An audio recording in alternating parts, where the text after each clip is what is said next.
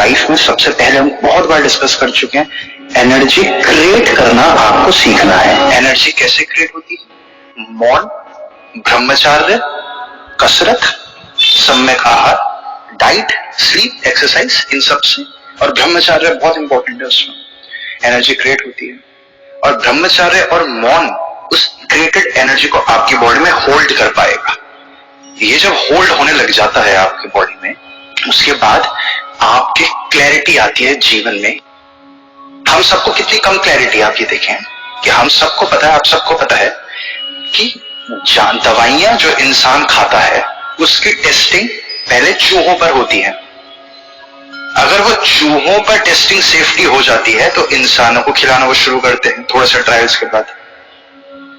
यानी कि हम चूहों से इंसानों को इक्वेट कर रहे हैं।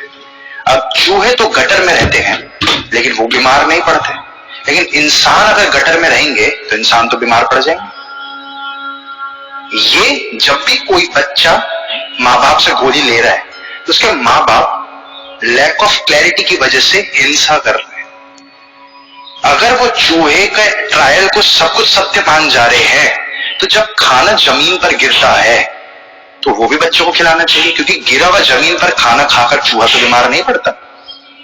जो आप, मैं उम्मीद करता हूं सारे ट्रायल्स की विधि जानते हैं। पहले in vivo in vitro trials होते हैं, जानवरों पर होते हैं, उसके बाद फेज 1 फेज 2 फेज 3 ट्रायल होते हैं। लेकिन सबसे मुख्य उसमें होता है कि जानवरों पर ट्रायल्स करना बहुत मुख्य। और टॉक्सिसिटी ह्यूमंस पर नहीं चेक करी जाती।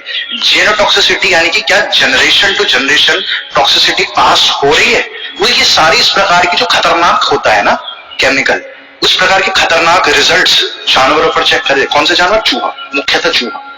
तो चूहा जब जमीन पर खाना गिर जाता है तो चूहा वो खाता से तो बीमार नहीं होता। इंसान कई बार बीमार होने लग जाते हैं, बॉडी फाइट करने लग जाती है, डस्ट पार्टिकल से फाइट कर जाती है आजकल हमारी बॉडी। तो हम सब कितने कम क्लैरिटी ऑफ थॉट से जी रहे हैं। और ऐसे एग्जाम्पल से, तो मैंने आपको एक बताया जो ध्यान में आया, ऐसे लगातार आपको हजारों एग्जाम्पल्स आपको दिखेंगे कि मुंह के आगे सब कुछ है, हमें क्लैरिटी नहीं आ पा रही कि उसी को हमें बार बार धारण करना है। एक्सट्रीम क्लैरिटी आ जानी चाहिए आप लोगों को कि अगर चूहा पे एक्सपेरिमेंट हो रहा है तो चूहे तो नाली में भी खराब नहीं, बीमार नहीं पड़ते, तो क्या हम अपनी नाली को मुंह में घुसा दें, हम बीमार पड़ जाएंगे? बहुत डिफरेंट है ना। तो इतनी ही स्टुपिडिटीज पे आज का विज्ञान बेस्ड है। आज से एक दिन पहले 18 तारीख से 17 तारीख को, यानी कि कल ही, बिल गेट्स ने खुद ही रिसर्च पेपर, लैंसेट, तो अब उसके घर की खेती है, लैंसेट जो इतनी बड़ी जर्नल है, क्योंकि फंडिंग इतनी ज्यादा जा रही है। अभी उसने कल ही 17 तारीख को रिसर्च पब्लिश करा दी फिर से लैंसेट में कि नहीं लगानी चाहिए इंसानों। आप समझ रहे हैं? नहीं लगानी चाहिए इंसानों को, क्योंकि वेरिएंट बदलते रहते हैं और वैक्सीन से ज्यादा कुछ फायदा नहीं हो रहा। नेचुरल इम्यूनिटी तो हमारी बहुत ज्यादा है, क्योंकि ऑब्वियसली उनका इतना ह्यूज डाउनफॉल स्टार्ट हुआ, इतना ह्यूज लोगों ने पुश बैक करा कि अब उन पे कोई और ऑप्शन ही नहीं है। तो कोई और रिसर्च पब्लिश करे तो खुद ही हम रिसर्च पब्लिश करवा दें, क्योंकि उसका तो इतना पैसा लग रखा है ऑलरेडी वैक्सीन में। लेकिन अब उसने फैला दिया अपना पोर्टफोलियो ना, उसने आर्टिफिशियल मिल्क पे डाल दिया, उसने जेनेटिकली मॉडिफाइड फूड्स पे डाल दिया, आर्टिफिशियल, बहुत सारी आर्टिफिशियल चीजों पर आप जानते हैं सारा डालता जा रहा है। तो इतनी क्लैरिटी हम सबको कभी थी नहीं। आपकी बॉडी, आप ऐसे समझे, आपको पेन है, कोई केमिकल आपकी बॉडी में इंजेक्ट करता है तो पेन कहां गायब हो गया? कैसे गायब हो जाता है पेन? किसी केमिकल पैरासिटामोल को खाने से आपकी बॉडी नंब क्यों हो गई? नंब इसलिए हो गई क्योंकि जैसे आयुर्वेद के हिसाब से अगर इंसान पृथ्वी से बना है तो इंसान की सारी बीमारियों का समाधान भी पृथ्वी के पास है। यह आयुर्वेद का सिद्धांत है। ठीक उसी प्रकार जो वैज्ञानिकों के एक्सपेरिमेंट्स हो रहे हैं उसमें बात सामने आ रही है, और ये सबको पता ही थी पहले से। हालांकि ये बातें ईस्ट की छुपा दी गई कि जैसे केमिकल्स आपकी बॉडी में इंजेक्ट करे जाते हैं वैसे हर एक केमिकल आपकी बॉडी खुद से रिलीज करने की क्षमताएं रखती है। आप अगर सही तरीके से, अभी मैं बताऊंगा क्या है वो तरीका, उस केमिकल को अपनी बॉडी से रिलीज कर पाए तो आपकी बॉडी उस पेन को बाईपास कर जाएगी, जो कि आप एनेस्थीसिया की मदद से बाईपास कर पाते हो। अब मतलब समझ रहे, सिम्टम्स आपको रिलीफ मिल जाएगा।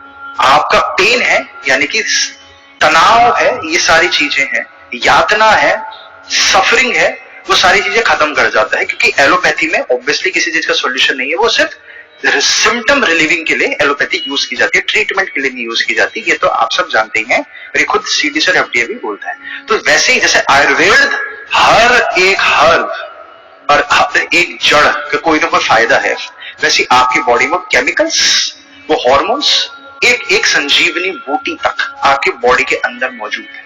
हर चीज आपकी बॉडी के अंदर मौजूद है, और उसी को हम कैसे रिलीज कराएं?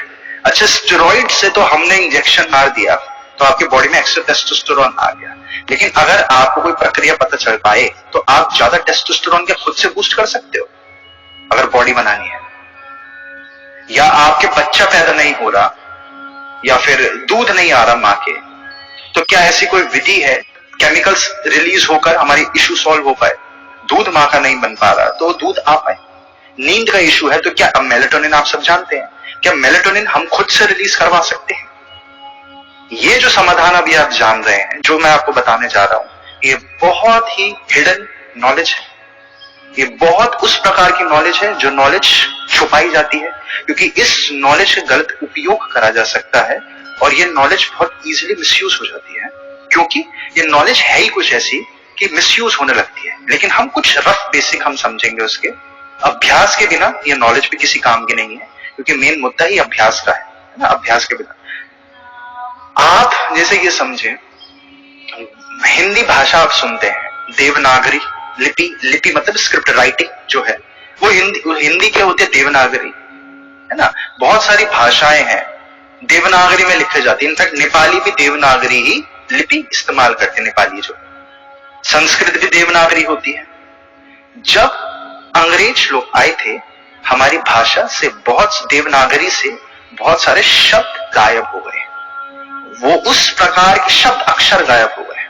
वो उस प्रकार के अक्षर थे जैसे कि विसर्ग लगता है स्वाहा के आगे 2 बिंदु। बहुत सारे ऐसे ऐसे शब्द गायब होते गए। उस वक्त बहुत विरोध हुआ, जैसे आज सेंसरशिप का बहुत विरोध होता है ना, कि सही जानकारी नहीं बताई जा रही, लोग अपना ही नुकसान कर जा रहे हैं गलत जानकारी समझकर। खुद ही बिल गेट्स हमेशा से बोल रहा है कि वैक्सीन लगाओ, फाउची बोल रहे हैं वैक्सीन लगाए बिना ओपन नहीं हो पाएंगे, मास्क पहनना ही पड़ेगा सब। ये बिल गेट्स लोग सारे के सारे इंटरव्यूज उनके पढ़े हुए हैं, खुद ही बोल रहे हैं कि जीन एडिटिंग नहीं होती इस वैक्सीन से, और फिर बाद में खुद की बातों से यू टर्न ले लिया, और अब तो खुद ही रिसर्च पेपर्स ने लैंसेट में पब्लिश कर दिया। तो ये जानकारी हिडन कर दी गई। तो जैसे यहां पर विरोध चल रहा है कि क्यों जानकारी हिडन कर रहे हो, लोगों को गलत जानकारी दे रहे हो, वैसी हमारी भाषा में से बहुत सारे शब्द जब ट्रांसलेशन हुआ ना, क्योंकि डा और दा को इंग्लिश में डी बोलेंगे, तो अंग्रेजों को बहुत दिक्कत हो रही थी योगिक और वैदिक नॉलेज को ट्रांसलेट करने में। ये सारी जो मिस्ट्रीज, जैसे हमें मिस्ट्रीज इसलिए लग जाती है क्योंकि हम उससे बहुत दूर हो गए, इससे बहुत दूर हो गए। जिक्र करते हैं, लोगों को लगता है चश्मा नॉर्मल होता है, दांत खराब नॉर्मल होता है, हर वक्त तबीयत खराब रहना नॉर्मल होता है, रोज एक नई कोई गोली खाना नॉर्मल होता है, इतनी थकान रहना नॉर्मल होता है, तोंद नॉर्मल होती है।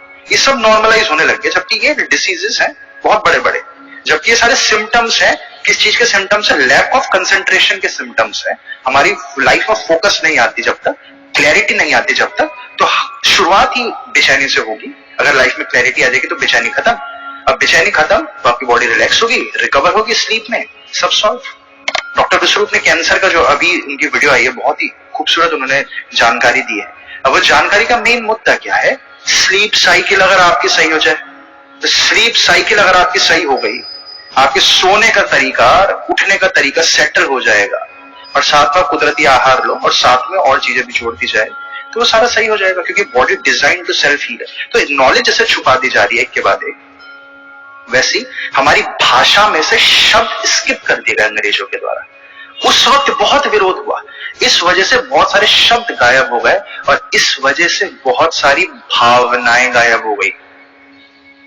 ये भावनाएं जो वो तरीका है, आप जानकर शायद हैरान हो ना हो, भविष्य में और पुराने जमाने के लोगों में भावनाएं, फीलिंग्स स्किप हो चुकी। भरत मुनि ने नाट्य शास्त्र लिखी, और उसमें एक एक भाव, सीजन, टाइम और बहुत सारी चीजों को कंबाइन करके उनके मीनिंग्स बता रहे हैं। आप जानकर शौक में आ जाओगे कि इतनी डिटेल कैसे पता चल रही है, और इन्हीं के साथ भाव बताए गए। वीर भाव बताए, बहुत सारे प्रकार के भाव बताए हैं। इस प्रकार से भावनाएं स्किप करवा दी जाती हैं और नई भावनाएं ऐड करी जाती हैं। ये बहुत बड़ा विज्ञान है, क्योंकि हर भावना एक खास फ्रीक्वेंसी है और हर भावना एक खास इमोशन रिलीज करती है। आपको खुशी, खुशी कौन सी खुशी?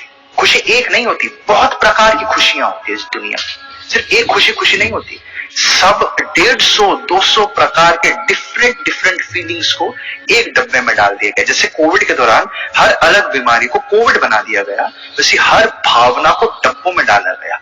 ये भावना बहुत पावरफुल चीज है आपकी बॉडी से, वो केमिकल्स रिलीज करने के लिए, जिन केमिकल्स को मैं आपको स्टार्टिंग में बोल रहा था।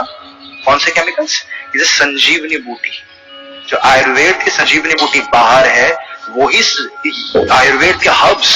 आप इस प्रकार से समझे, केमिकल्स और हॉर्मोन्स, ये दो शब्द हैं फिलहाल कॉमन, और अलग अलग तरीकों से आपकी बॉडी में मौजूद है। नींद नहीं आ रही, क्यों? आप मेलेटोनिन खुद से रिलीज नहीं करवा पा रहे। पेन हो रहा है, क्यों? आप पेन किलर खुद से आपकी बॉडी रिलीज नहीं करवा पा रही। क्यों? उस एरिया को नंब नहीं कर पा रही। कुछ लोगों की तो कर जाती है, लेकिन फिर सबकी क्यों नहीं कर रहे? एक खास इमोशंस की नॉलेज चाहिए यहां पर, और वो खास इमोशंस, हर एक इमोशन, ये तो आप सारे एक्सपेरिमेंट्स आप समझते ही हो, हर इमोशन एक खास फ्रीक्वेंसी रिलीज करता है ना। ये तो बहुत ही कॉमन, पुराने एक तो विज्ञान हो चुका है, ये मतलब बहुत हर किसी को पता चल चुका है। हर भावना इतनी डिफरेंट है और हर भाव एक ट्रीटमेंट है, हर एक इशू का ट्रीटमेंट है।